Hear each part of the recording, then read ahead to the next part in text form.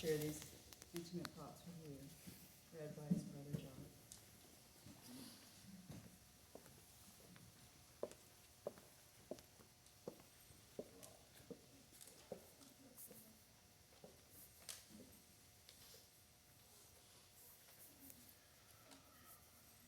Daniel, I remember when I first met your mother. I remember when she told me that I was going to be a father. I remember that morning in the delivery room. All the chatter stopped, and then seconds later, a baby was crying. I remember calling my father and letting him know he had a fresh new grandson. I remember when Don Wagner held you in his big, comforting arms.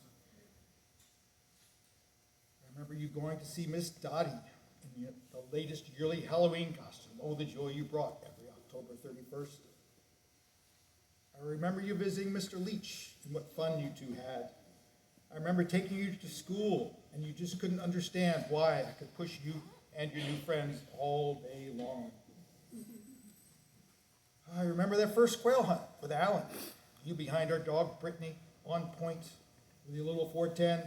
You dropped your first quail. I remember sitting in a tree stand together on Pritchett Lane with Ed, and you took your first deer. I remember your graduation from Mountaintop and how you made us all cry and then laugh until it hurt with your stories of school life. I remember our trip to Montana with Crick, Greg, and Tim, and how we walked along the Missouri River for days. We quoted Lewis and Clark because it seemed as though they would be coming around the bend any minute now. Glorious days filled with duck hunting in the morning and pheasant hunting in the afternoon. I remember our first trip to Kansas with Tim and Eric. What a beautiful piece of waterfowl heaven that was. I remember the day I dropped you off at college. We unloaded your stuff. I thought we'd spend the rest of the day, but you said, "You're good," and sent me home. You were ready. I was not. I remember taking you to Kent State in Ohio for your summer job. We were there early and found out that the doors didn't open until 2. Again, you said, "I'm fine. Go back to Virginia." I remember your theater department college graduation, and what a wild celebration it was. VCU knows how to send its students out into the world. I remember the road trip to Denver this past summer, when I worried about you driving all alone for such a distance and invited myself. You had fished all day on the Chesapeake Bay, picked me up at BWI at 8 p.m., and in a 26-foot box truck, off you went into the night. A storm thundered as we drove through Maryland and West Virginia, and it scared the hell out of me. You just kept on trucking.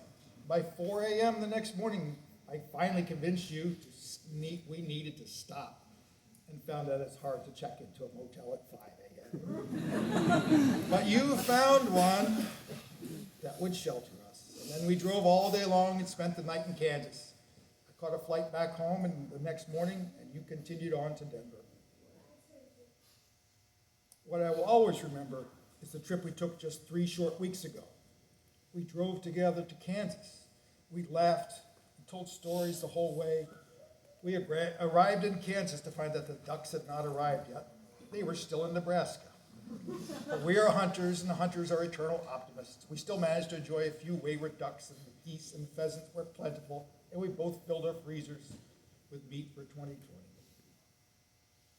This letter was going to be longer, but it's decided I needed to remember that last glorious morning in Kansas with you, rather than what has unfolded in our story last week.